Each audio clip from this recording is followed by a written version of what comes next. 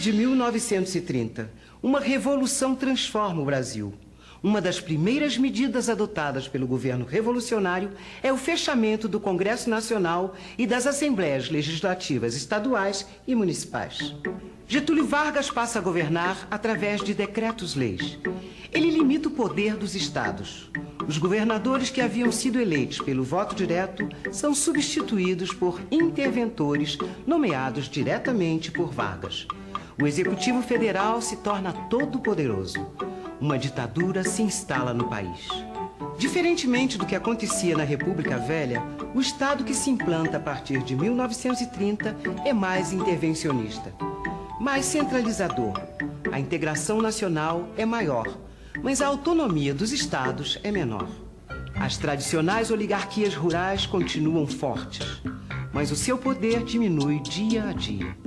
A economia continua voltada basicamente para a agricultura. A diferença é que agora passa a existir uma preocupação crescente em acelerar a industrialização do país. O papel das Forças Armadas é redimensionado, principalmente no caso do Exército. Além de garantir a ordem interna, as Forças Armadas passam a ser suporte para a criação de uma indústria de base nacional. A gente sabe que na República Velha, a questão social era considerada um caso de polícia. Mas depois da Revolução de 30, o social passou a ser considerado uma questão de política. A importância da classe operária começava a ser reconhecida. O governo, então, adotou uma legislação trabalhista que atendia a antigas reivindicações dos trabalhadores. Só que, em compensação, começou a meter o bedelho na atividade sindical. Os sindicatos ficavam vinculados diretamente ao Ministério do Trabalho. Foi adotado o princípio da unicidade sindical. Quer dizer, legalmente, só poderia haver um único sindicato por categoria profissional. Mesmo a sindicalização não sendo obrigatória, o movimento operário acabou se enquadrando no sistema. No início, a resistência ao enquadramento sindical foi muito forte. Houve protestos e, consequentemente, muitas prisões. Mas, aos poucos, os trabalhadores foram cedendo. Além da repressão do governo, havia também a pressão das próprias bases operárias. E isso acontecia por um motivo muito simples. Só os trabalhadores que fossem oficialmente sindicalizados é que poderiam gozar dos benefícios sociais criados depois de 1930, como férias, regulamentação do horário de trabalho, regulamentação do trabalho do menor, criação dos institutos de aposentadoria e pensão e possibilidade de lutar por direitos perante as juntas de conciliação e julgamento. Mas, de um jeito ou de outro, o governo Vargas conseguiu se entender com os trabalhadores. O problema foi se entender com setores mais liberais que tinham sido aliados de Vargas na Revolução de 30. Ao mesmo tempo em que o governo tomava medidas centralizadoras e autoritárias, os setores liberais começaram a fazer oposição ao regime. Em julho de 1932, o estado de São Paulo pegou em armas para enfrentar o governo. A luta durou 3 meses. São Paulo foi derrotado militarmente, mas conseguiu alguns ganhos políticos importantes. O processo de constitucionalização do país se acelerou. E em maio de 1933 foram realizadas as eleições para a Assembleia Nacional Constituinte. A Assembleia Nacional Constituinte foi instalada com a finalidade de elaborar uma nova Constituição para o país e eleger um presidente da República. Em julho de 1934, Getúlio Vargas foi eleito presidente da República, com a maioria dos votos dos deputados constituintes. Com o encerramento dos trabalhos, a Assembleia Nacional Constituinte foi transformada em Congresso Ordinário. As eleições diretas para a presidência da República estavam marcadas para 3 de janeiro de 1938. Vargas não podia ser candidato. Para modificar a Constituição, era necessário o apoio de 2/3 do Congresso. No seu primeiro discurso como presidente constitucional, Getúlio Vargas não escondeu a sua insatisfação com a nova Constituição. Ele disse privadamente: "Eu serei o primeiro revisor desta Constituição." A Constituição de 1934 era uma Constituição liberal e teve uma vida curta. Com o fim da Primeira Guerra, ideias autoritárias, ideias totalitárias proliferaram em todo o mundo. A democracia liberal entrou em crise. No Brasil, com o fim do regime ditatorial e a implantação de um regime constitucional, o processo político se radicalizou. A vida sindical foi reativada. As greves aconteciam por todas as partes. 2 importantes movimentos mobilizaram as classes médias. De um lado, a AIB, Ação Integralista Brasileira. Esse movimento político, dirigido por Plínio Salgado, foi criado em 1932 e tinha um caráter profundamente nacionalista e antiliberal. O lema dos integralistas era Deus, Pátria e Família. Outro movimento que ia na direção oposta aos integralistas era a ANL, Aliança Nacional Libertadora. Esse movimento, criado em 1935, era inspirado na proposta das Frentes Populares da Europa. O seu objetivo era deter o avanço do fascismo e do nazismo em escala mundial. A ANL era composta por socialistas, comunistas, católicos e liberais. O movimento combatia o governo Vargas e se propunha a defender os interesses ameaçados das classes populares através da luta contra o imperialismo e o latifúndio. Tendo como presidente de honra o líder comunista Luiz Carlos Prestes, a ANL conseguiu rapidamente mais de 100 mil filiados. Como resposta às mobilizações populares, o governo preparou uma série de medidas repressivas. Entre elas, a Lei de Segurança Nacional. Julho de 1935. A Aliança Nacional Libertadora é colocada na ilegalidade. A partir daí, a proposta do Partido Comunista de derrubar o governo Vargas através de uma insurreição armada começa a ganhar força. A proposta ganha a adesão de alguns militares remanescentes do tenentismo. Em novembro de 1935, estoura uma revolta liderada pelos comunistas. A rebelião fica restrita às cidades de Natal, Recife e Rio de Janeiro, e é rapidamente vencida. Mesmo assim, deixa graves consequências para o país. O comunismo passa a ser considerado o inimigo número 1 do governo. Milhares de pessoas são presas em todo o país. O Congresso passa a aprovar todas as medidas repressivas solicitadas pelo Executivo. Pouco a pouco, o Legislativo vai recuando e cedendo espaço para o fortalecimento de Vargas. Em setembro de 1936, é criado o Tribunal de Segurança Nacional. Esse tribunal passa a julgar os crimes das pessoas acusadas de envolvimento com o levante comunista. Entre essas pessoas está Pedro Ernesto, prefeito do Distrito Federal. Vargas se aproveitou do chamado fantasma do comunismo. Ele fez a coisa parecer maior do que era. Consolidou sua aliança com os militares, com a igreja, com os empresários e com os integralistas. Vargas também interveio nos estados que demonstraram maiores resistências e afastou diversos oficiais legalistas dos cargos de chefia. Em 1937, Vargas deu seu golpe de misericórdia, se aproveitando mais uma vez da suposta ameaça comunista. Um documento sobre uma nova revolta comunista que explodiria em breve no país foi apresentado à nação. Esse documento, que ficou conhecido como Plano Cohen, tinha sido forjado pelo próprio governo. No dia 10 de novembro de 1937, tropas militares cercaram o Congresso e Vargas apresentou ao país uma nova Constituição. Através de um golpe de Vargas, começava o Estado Novo. O Estado Novo começou em novembro de 1937 com um golpe liderado por Getúlio Vargas e com o apoio das Forças Armadas. Depois desse golpe, o Congresso Nacional, as Assembleias Legislativas e as câmaras municipais foram fechadas. Os governadores ou foram substituídos por interventores ou se transformaram em interventores nomeados diretamente por Vargas. Uma nova Constituição foi imposta ao país. Vargas definiu o golpe como a única atitude possível diante da situação em que se encontrava o país. Uma das chamadas ameaças ao país, segundo Getúlio Vargas e seus aliados, era o comunismo. Mas o problema de Getúlio não era lutar apenas contra os comunistas, mas também contra a própria Constituição do país. Getúlio achava que a Constituição de 1934 era liberal demais e que o Congresso não representava a maioria da população. Segundo Getúlio, a democracia não era um bom negócio para o país. Pois é, só que no Estado Novo, quem discordava do governo também estava sendo contrário ao desenvolvimento do país. Tanto é que a centralização do poder foi acompanhada pela censura aos meios de comunicação. A censura aos meios de comunicação se encarregou de silenciar as manifestações de descontentamento.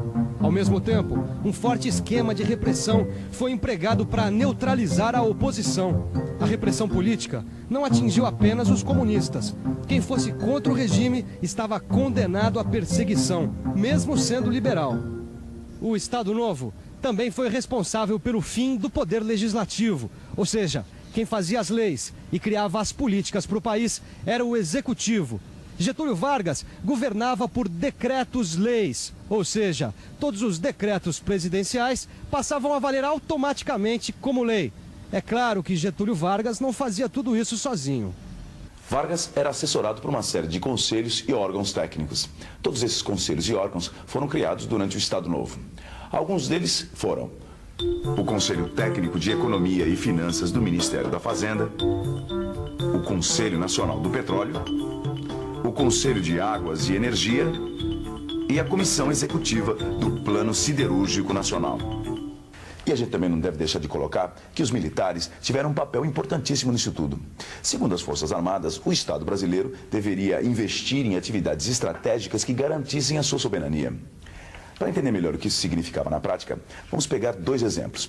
Por exemplo, a indústria de base, isso é, siderúrgicas, que produzem o aço, e os suprimentos de recursos energéticos, como é o caso do petróleo. Segundo as Forças Armadas, o Estado brasileiro deveria investir em atividades como essas para garantir o seu desenvolvimento econômico.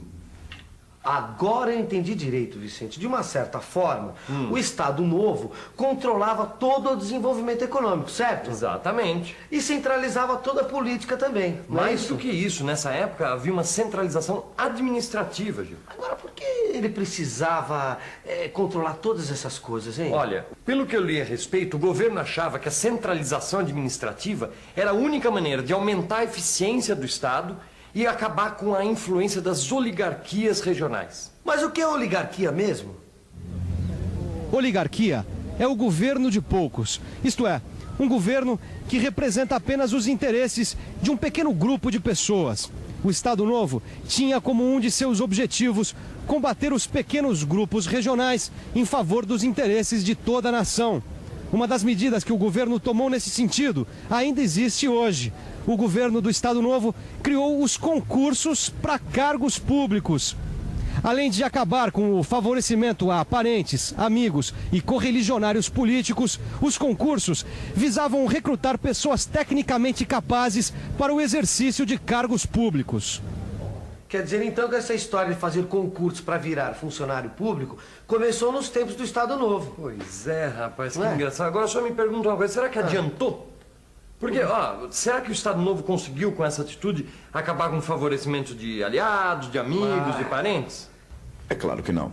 Apesar das importantes mudanças que foram feitas, apesar do fato do país ter se modernizado durante o período do Estado Novo, o governo Vargas era um governo autoritário e de características fortemente tradicionais. O próprio Getúlio vinha da oligarquia gaúcha e o seu governo representava o interesse de grupos restritos, sem dúvida alguma.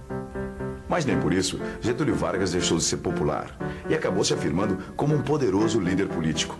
Pouco a pouco, Getúlio foi construindo uma imagem de sintonia entre o governo e as classes populares. A educação e a propaganda ocuparam um papel importante na construção dessa imagem. Através da educação, o governo de Getúlio Vargas foi difundindo valores e noções comuns a toda a nação. A propaganda foi outro importante instrumento de construção da nacionalidade. Ela ficou a cargo do poderoso Departamento de Imprensa e Propaganda, o DIP. A presença do DIP era constante em todos os meios de comunicação, no cinema, na literatura, no rádio, na imprensa e até no teatro. A máquina de propaganda do Estado Novo foi, de fato, empregada para impor a figura de Vargas como grande líder, benfeitor e condutor dos destinos da nação. Vargas passou a ser identificado com o próprio Estado. A propaganda também ajudou a criar a imagem de um Getúlio Vargas, pai dos pobres. Mas por trás desse apelido existe uma história que vai muito além da propaganda. A história dos direitos trabalhistas. Você saberia explicar pra gente mais ou menos o que é a CLT? A CLT é uma lei que foi censurada pelo, se não me engano, por Getúlio Vargas, é a consolidação das leis do trabalho, né? Que ela diz os direitos e os deveres do trabalhador. A justiça do trabalho, o salário mínimo, o imposto sindical e a consolidação das leis do trabalho, a famosa CLT, foram criados na época do Estado Novo. É claro que quase todas essas medidas traziam benefícios para os trabalhadores.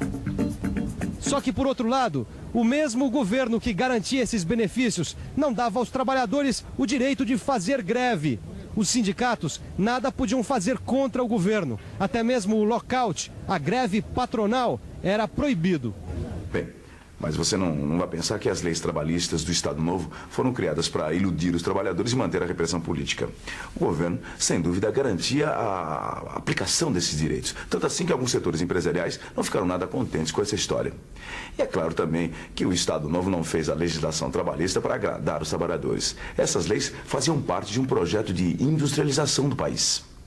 O governo do Estado Novo fez um investimento pesado para criar uma indústria de base nacional. A Companhia Siderúrgica Nacional, fundada em 1941, é o maior exemplo de que isso é verdade. Um ano depois, o governo criou o Senai, que, como a gente sabe, tem o objetivo de formar mão de obra especializada para a indústria.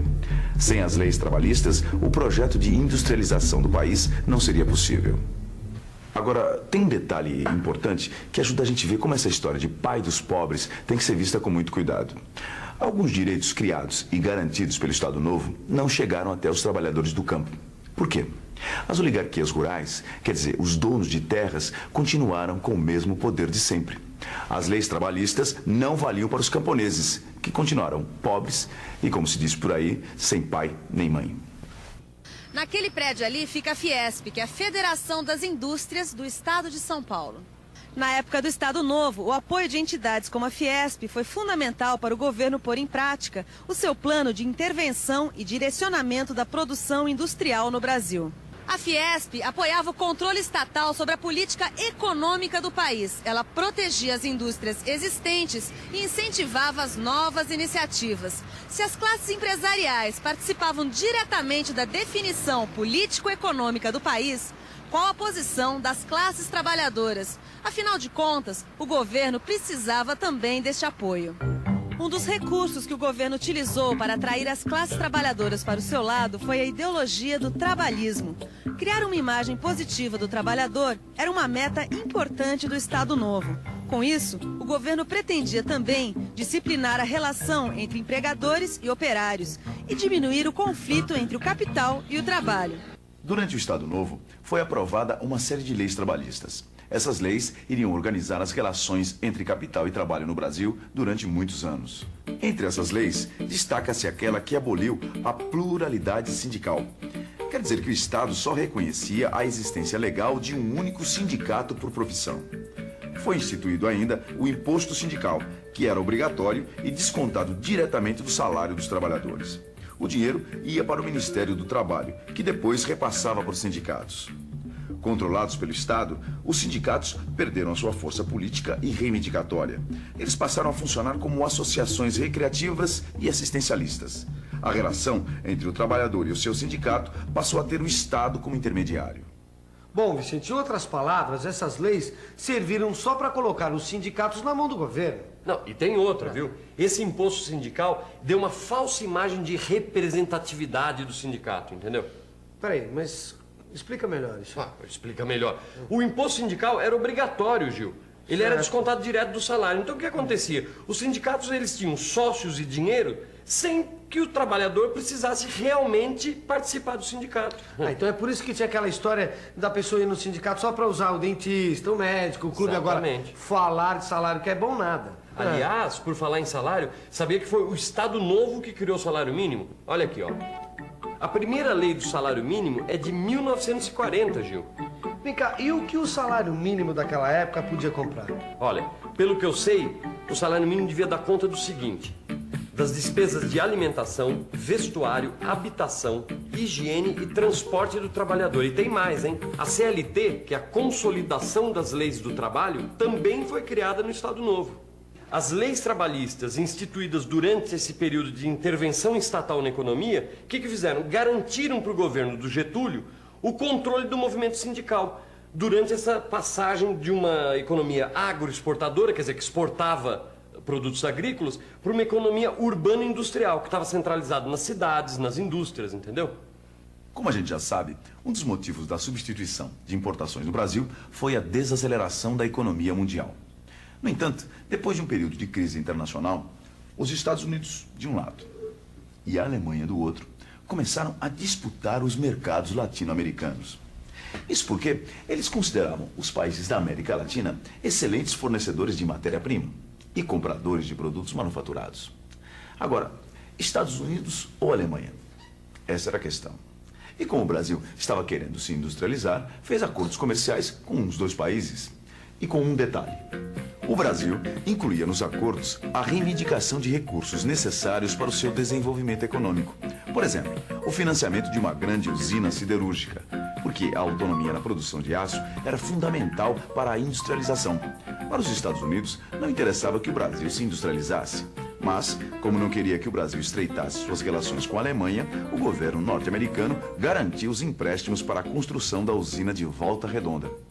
Parecia que tudo ia muito bem para Getúlio, mas o mundo estava longe de ser um lugar tranquilo. Em setembro de 1939, um novo conflito estoura na Europa. Guerra. Dezembro de 1941. Os Estados Unidos declaram guerra aos países do eixo. Os países do eixo são a Alemanha, Itália e o Japão. Estamos na Segunda Guerra Mundial. A guerra põe um fim no poder de barganha de Getúlio Vargas nos acordos com a Alemanha e Estados Unidos. Agora é preciso escolher o lado em que o país vai ficar. Em janeiro de 1942, o governo brasileiro rompe relações diplomáticas com a Alemanha e a Itália. O Brasil sofre as consequências dessa decisão. Entre junho e agosto de 1942, cerca de 10 navios brasileiros são torpedeados por submarinos alemães. No dia 22 de agosto de 1942, o Brasil entra oficialmente na Segunda Guerra Mundial.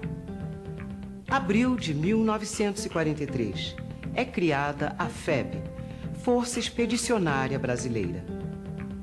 Junho de 1944, parte para a Itália o primeiro contingente de soldados brasileiros. Nossos pracinhas lutam ao lado das forças norte-americanas contra posições alemãs em território italiano. Os brasileiros vencem em Monte Castelo, em Castelnuovo e Montese.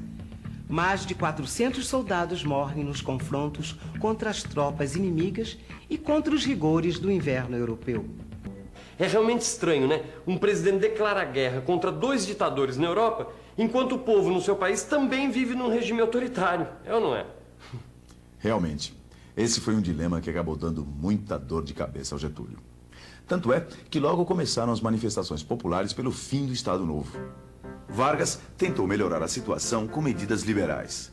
Convocou eleições presidenciais e legislativas e anistiou os presos políticos. Partidos políticos começaram a se organizar para as eleições. Foi nesse momento que surgiu o movimento queremista. O nome vem da palavra de ordem Queremos Getúlio. Os queremistas saíram às ruas para defender a permanência de Getúlio Vargas no poder. Eles tinham o apoio das massas populares ligadas ao trabalhismo e dos comunistas anistiados. As elites conservadoras que ainda apoiavam Vargas não gostaram nada dessa aproximação do presidente com os comunistas e começaram a desconfiar que Vargas ia passar para o outro lado e dar um novo golpe para se manter no poder. Bem, o golpe veio mesmo, só que dessa vez contra o próprio Getúlio, que foi destituído em 29 de outubro de 1945. Ele foi a figura mais importante do Brasil no século XX. Mais do que isso, talvez tenha sido a figura mais importante do Brasil em todos os tempos. Getúlio Dornelles Vargas deixou o país mais dinâmico e mais moderno. Foi presidente durante 20 anos e mandou na política nacional por um quarto de século. Vargas tomou o poder através de um golpe militar que passou a história com o nome de Revolução de 30. Um movimento que acabou com a República Velha e deu início a um surto de industrialização sem precedentes. Getúlio também criou as leis trabalhistas e investiu em educação e saúde mais do que qualquer presidente antes dele. Mas em 1937, deflagrou outro golpe, o chamado Estado Novo, que fez o Brasil afundar na repressão, na censura, na tortura e no arbítrio. Vargas acabou deposto em 1946. 4 anos depois, retornou ao poder nos braços do povo. Pressionado por inimigos à sua direita, suicidou-se em 1954. Saiu da vida para entrar na história. A trajetória de Getúlio Vargas comprova que a história não é feita por mocinhos ou bandidos, mas por gente de carne e osso. Aqueles que são heróis para alguns podem muito bem ser vilões para outros. Tudo depende do ponto de vista. Afinal, além de ser feita por pessoas, a história é escrita por elas. Por isso, está cheia de acertos e de erros também. Fique ligado.